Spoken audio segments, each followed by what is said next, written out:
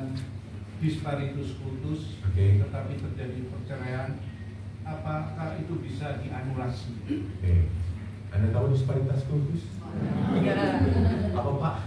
Beda agama. Ya, beda agama. Disparitas kultus itu beda agama. Perkawinan beda agama selama diterima di dalam gereja, kalau nanti ada masalah, tetap tidak bisa bercerai. Tidak bisa dianulasi. Tergantung.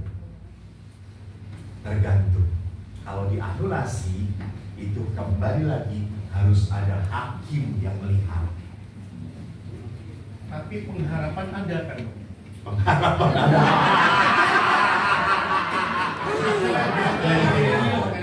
Ya, sesuai dengan tahun jubileum kita. Pak, tahun jubileum pengharapannya untuk sukacita kebaikan. Bukan untuk pembebasan dari penderitaan. Ya. Apakah pengharapan itu ada? Nanti biasanya tetap hakim gereja yang punya wewenang, Pak. Sekali dilihat historinya. Bukan egoisme, bukan saya mau melepaskan dari penderitaan. Sorry ya, seringkali orang mau melepas supaya apa? Saya nggak mau tanggung jawab. Sudahlah. Gimana Pak? Oke. Kalau anulasi itu, apakah persetujuannya cukup dengan Roma paroki atau harus ke Vatikan?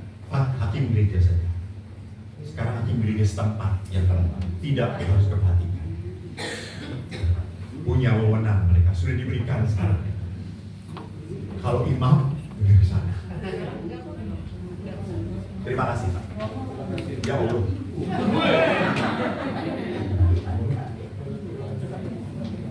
Bu, nggak perlu pakai mikro. Ibu keras. Itu mau saya mau nanya masalah perkawinan saya ini dibilang cerai atau belum ya?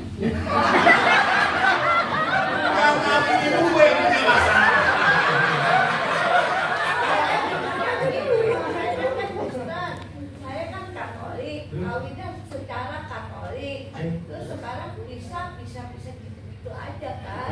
Nah, nama statusnya saya itu udah bercerai, emang udah bisa sih, udah bisa. Tapi maksudnya saya ditanya orang udah cerai apa belum? Karena udah bisa, udah lama.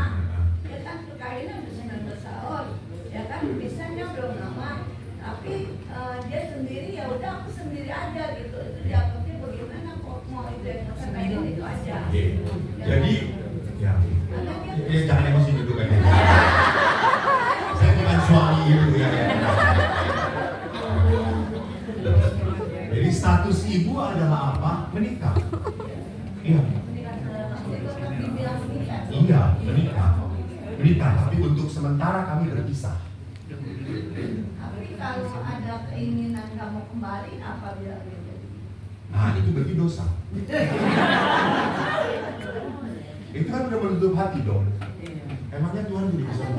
Sebentar. Saya bisa mengerti suami ini karena hati.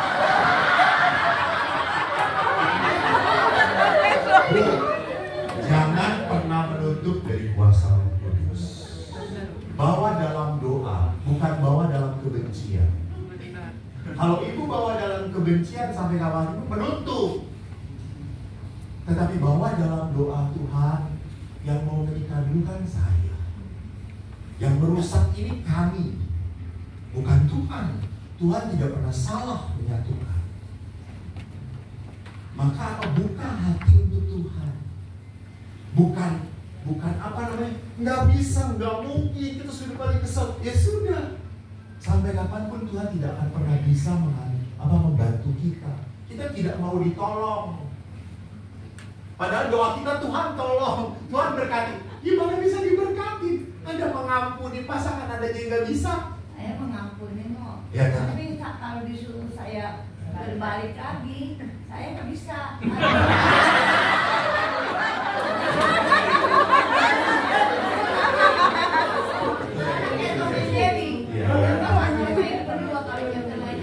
Sendiri-sendiri lebih bebas gitu.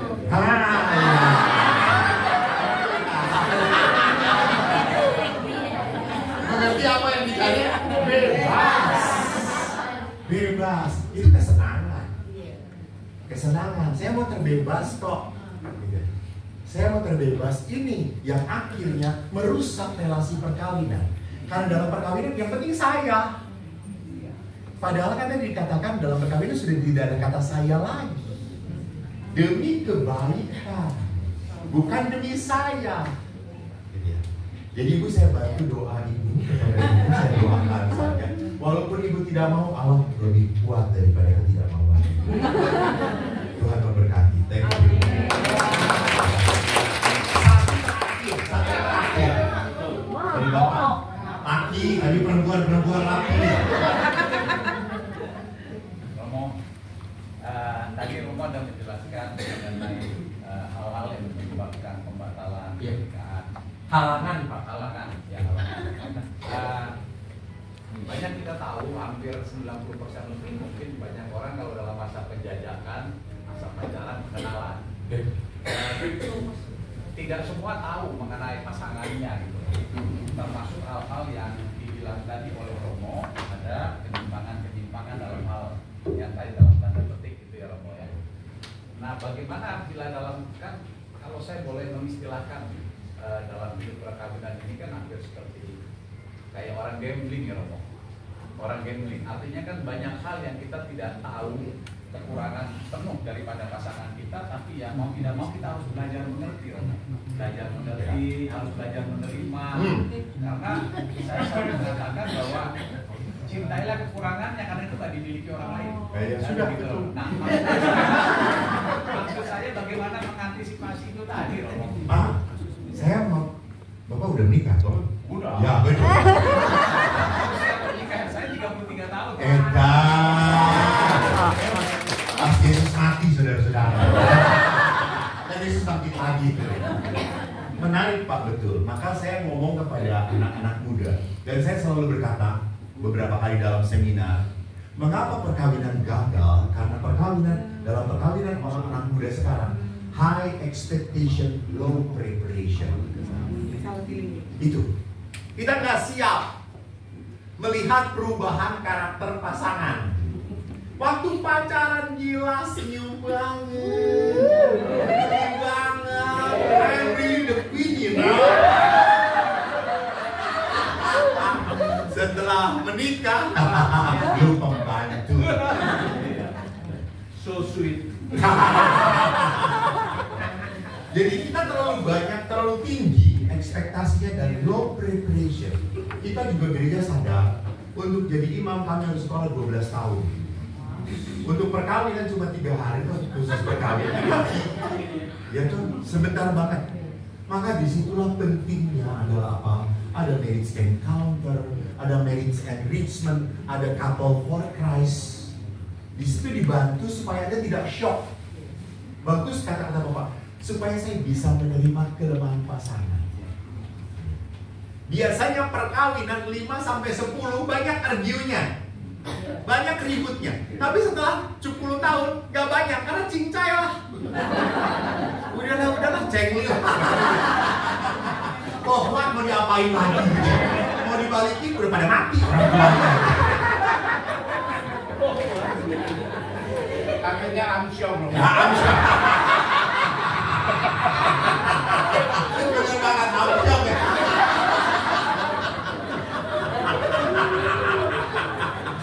Amsyong Pak.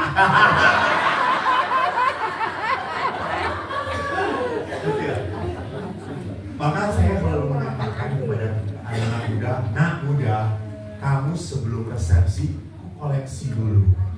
Dari koleksi baru seleksi. Setelah seleksi baru resepsi. Koleksi itu bukan koleksi pacar, koleksi teman. Karena kalau kamu berteman, kita akan jujur. Kalau berpacaran palsu semuanya. Kan pura-pura baik, pura-pura tersenyum, pura-pura senang. Tapi kalau berteman, kita akan jujur. Oh, saya tahu. Oh, dia memperlakukan orang kecil seperti apa. Oh, dia berlaku kepada orang tuanya seperti apa. Oh, dia berlaku kepada teman-temannya seperti apa. Saya jadi terbuka. Oh, orang ini yang bisa saya pilih. Orang ini yang bisa saya pacari. Maka penting memang beberapa imam bicara kepada orang-orang muda. Supaya apa? Supaya mereka mempersiapkan perkawinan sungguh. Karena kan kalau saya lihat kan kemarin saya memberkati perkawinan, pada saat setelah jadi perkawinan, laki-lakinya langsung yes. Hey, belum mulai.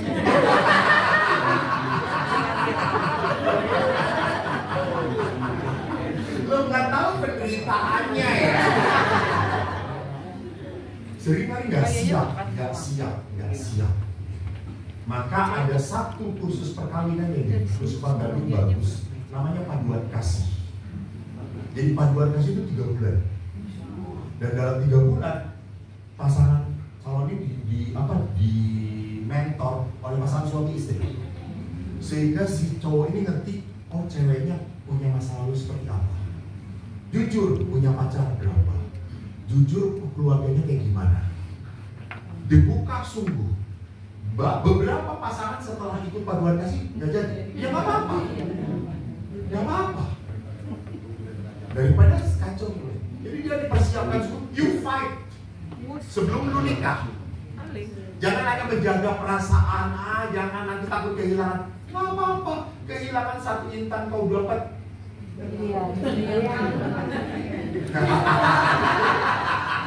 Haleluya. Jadi memang itu masalah di dalam persiapan perkawinan kita, sedang memperbaiki juga. Terima kasih Pak atas masukannya. Terima kasih semuanya, Tuhan memberkati. Baik, saya